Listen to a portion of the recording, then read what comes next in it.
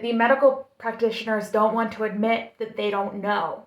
I'm saying them as past things that people said were true that weren't, and it's not that I believe them.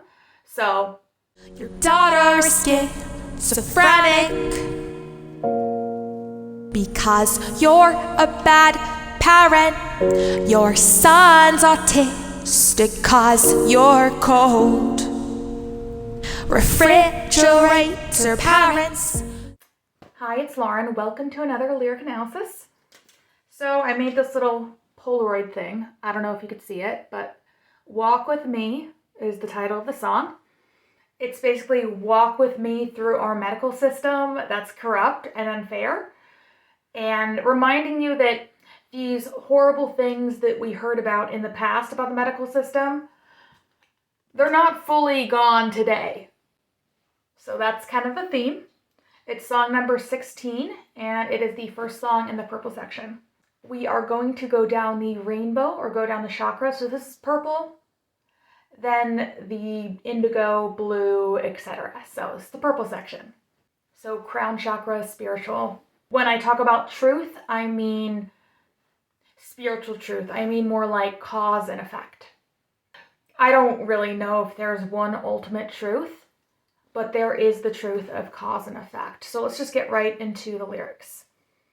So going off that, it says, the first part, the truth has consequences that can be dire. There's nothing worse than a liar. So facing the truth has consequences.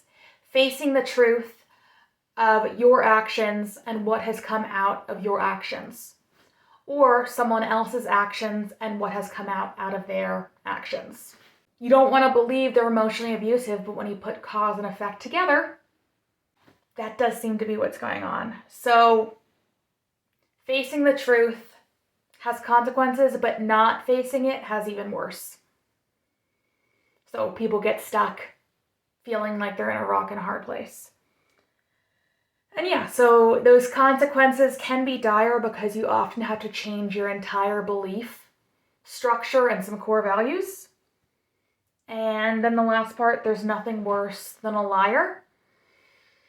Because lying, or the way I'm using it, denying the cause and effect of actions, it doesn't help anyone. It hurts everyone. It confuses, disorients, and it's protective temporarily, but it never ends well. Because the consequences of the denial build up and up and up to a boiling point. All right, so next part. You made me believe I was to blame. This is about medical gaslighting. I have had a lot of symptoms that have been classified as mental health, but frankly, the mental health system has not really known where to put me. I've been everywhere from bipolar to schizoaffective to schizophrenic, and I do have OCD and anxiety and stuff, but my diagnosis has always been so confusing. What happened is I had an eating disorder, and then I got mono and H1N1, all these viral infections, and after that, my symptoms really exploded. So there's this physical element that isn't well understood, so it's ignored. And the medical practitioners don't want to admit that they don't know. So they blame me, essentially, for not trying hard enough or being overly dramatic. So the next line is then, just work a little harder, it'll go away. Now, part of the medical system is they do want to appear competent. They don't want to just say, I don't know all the time, because they don't want their patients to lose faith in them. However, I do truly believe that some of them have egos, and they would rather blame the patient even if it's not justified than admit that they don't know or that they could be wrong. Yeah, so making it my fault because I'm not doing enough, instead of just saying, I don't know, there are a lot of complex factors at work, I'll do my best, which is what I needed to hear, instead of being shamed. Next is, what a twisted mind to play this game, things people say. So yeah, it's really definitely echoes of narcissism. It's really messed up for someone in the medical system in a position of power to abuse that power by being in denial, thinking that they know everything. And instead of admitting that they don't know or will work together, they want to be above the patient. So they put the patient down instead of working with the patient. And this is not everyone, this is not every doctor, but it can be common because they have egos and they would rather lie and manipulate and put down the other person to keep their feeling of superiority than work with honesty and truth as an equal valued person in the doctor-parent relationship, which I believe is the only way to do it. Because you have two parties. You have a doctor who has the training, and you have a patient who is the only one who has directly experienced the symptoms. One is not higher than the other. They are equally valid when trying to solve this problem. And so it's a narcissistic ego trap, which is why I say a twisted mind. And then things people say. Now, these next lyrics are going to be uncomfortable, but just know that, like, I'm saying them as past things that people said were true that weren't, and it's not that I believe them. So, your daughter is schizophrenic because you are a bad parent. Now, this was when they didn't understand schizophrenia as much, that it was a chemical imbalance and they didn't have the antipsychotics. They would blame the parents. And I'm pretty sure, like, more the mother. And can you imagine how horrific that would be? If a child with schizophrenia and then you go to get help and then it's your fault. Same with the next line, also uncomfortable, is your son's autistic because you're cold, refrigerator parents. So they used to think autism was caused by, like, parents being cold, and so the autistic kid retreated from the world. Was there evidence for this? No, not really, but it kind of made sense, so they just tell people that.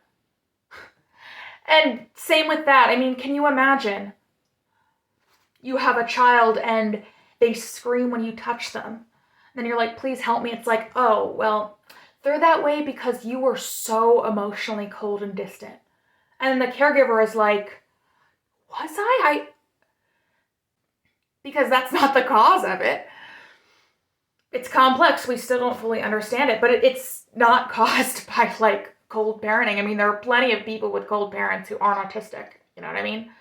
And so then the caregiver, usually the mother, especially because this is the past, and of course, women raised the children mostly, so any problems were their fault, as always, because it's always the woman's fault in the past, Let's not get into that.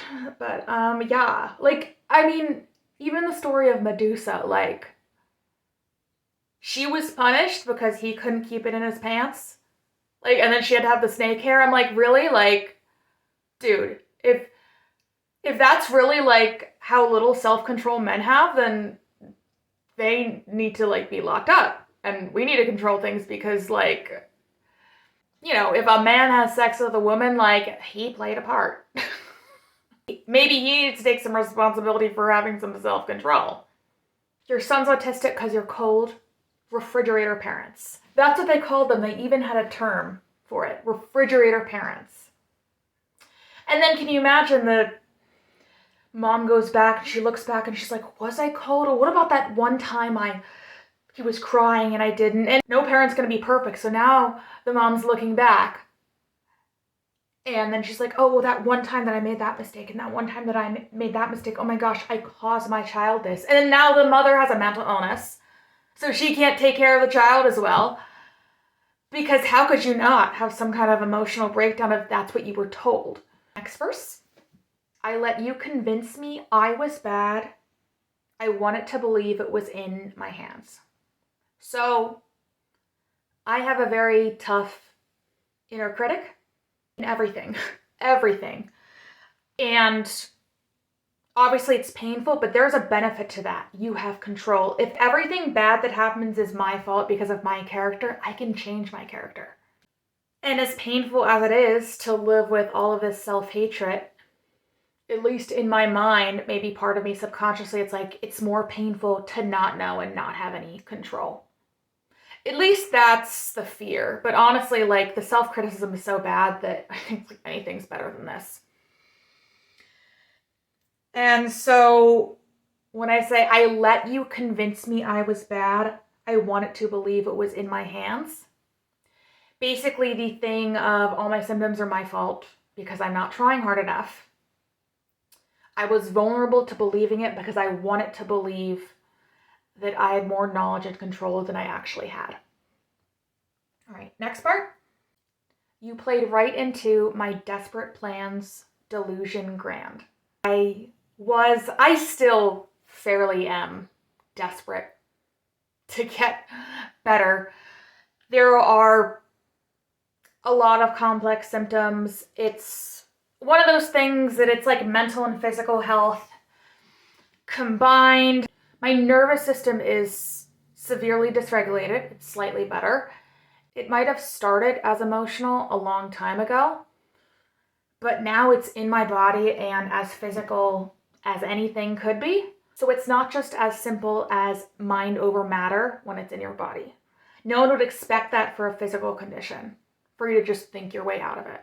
It's more complex and multi-layered because it's at this crux between mental and physical health. No one really knows anything about it because our medical system likes to rip things apart to try to understand them and doesn't like to put things together to try to see the whole. Then it goes. These lies went on for years till we looked at the facts and stopped being ruled by fears. Fear of the unknown. Now, we do not have all of the facts, and these kind of problems are not just in the past, they are still happening today. But the more objective we can be about the cause and effect, and the more truth we can find, the more fairly we're going to treat people. And that's what we need to work towards continually, and not be blinded to thinking that all that kind of mistaken judgment is in the past.